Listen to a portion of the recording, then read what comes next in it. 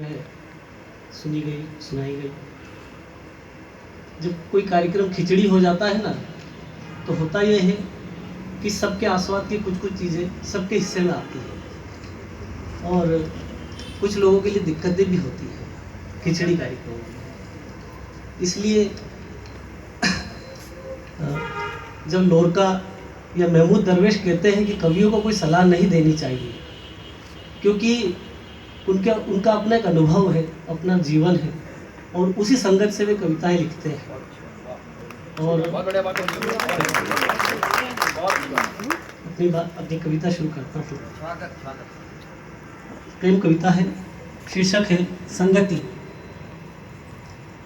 पानी में घोलने के लिए कुछ चीज़ें हमेशा से कारगर थीं। पानी में घोलने के लिए कुछ चीज़ें हमेशा से कारगर थी, जैसे तुम्हारी परछाई और यादें, जिन्हें मैं हमेशा से एक तट देना चाहता रहा हूँ। मेरी अवस्था एक खोए नाविक की है जो समुद्र के बीचों बीच याद करता है तुम्हें। मेरी अवस्था एक खोए नाविक की है जो समुद्र के बीचों बीच याद करता है तुम्हें। अंत में मैं भूल जाता हूँ कि नावें तुम्हारे और मेरे बीच डूब जाती है।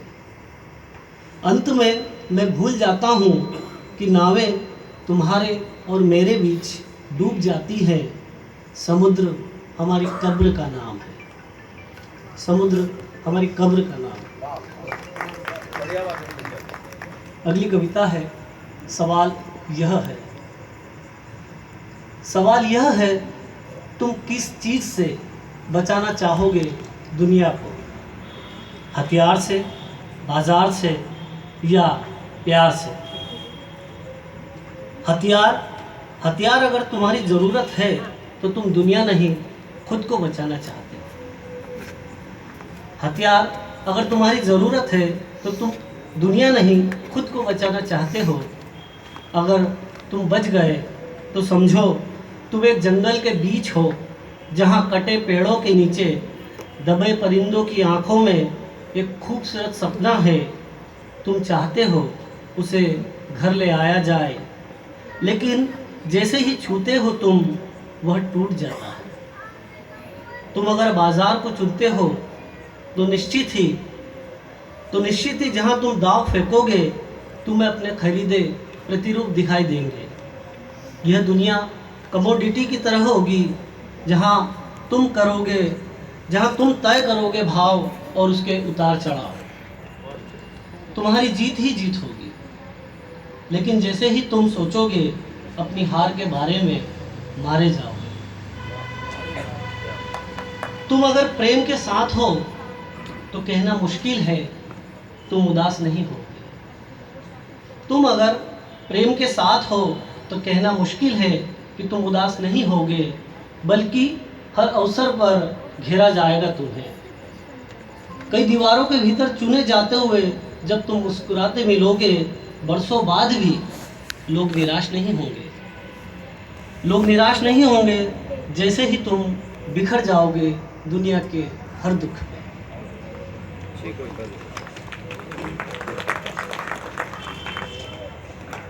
अगली कविता है, हलाकान।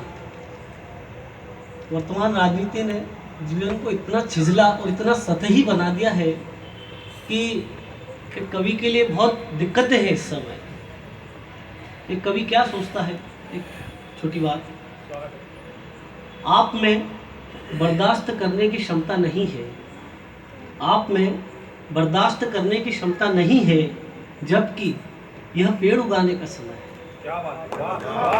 आप में बर्दाश्त करने का समय आप में बर्दाश्त करने की क्षमता नहीं है, जबकि यह पेड़ उगाने का समय है। आप लगातार नफरत से बोल रहे हैं। आप लगातार नफरत से बोल रहे हैं, जबकि यह खजूर से रस लेने का मौसम है। आप लगातार नफरत से बोल रहे हैं, जबकि यह खजूर से रस लेने का मौसम है। आप झुकाने को जिद कहते हैं। आप झुकाने को जिद कहते हैं, जबकि बांस झुककर ही लचीले बनते हैं। आप झुकाने को जिद कहते हैं, जबकि बांस झुककर ही लचीले बनते हैं। आप शांति का कुपाठ करते हैं, आप शांति का कुपाठ करते हैं, जबकि वह जड़ों में बैठी है। आप निरंतर हलाकान हैं, आप निरंतर हलाकान हैं, जबकि एक ध्वस्त जंगल लौटने की तैयारी में लगा है। आप अमरता के लिए बेचैन हैं, आप अमरता के लिए बेचैन हैं, जबकि कीड़े रोज मरकर दुनिया बनाते हैं, जबकि कीड़े रोज मरकर दुनिया बनाते हैं। अंतिम कविता। पीठ। भोजन लेते समय दिखाई नहीं दी अपनी पीठ।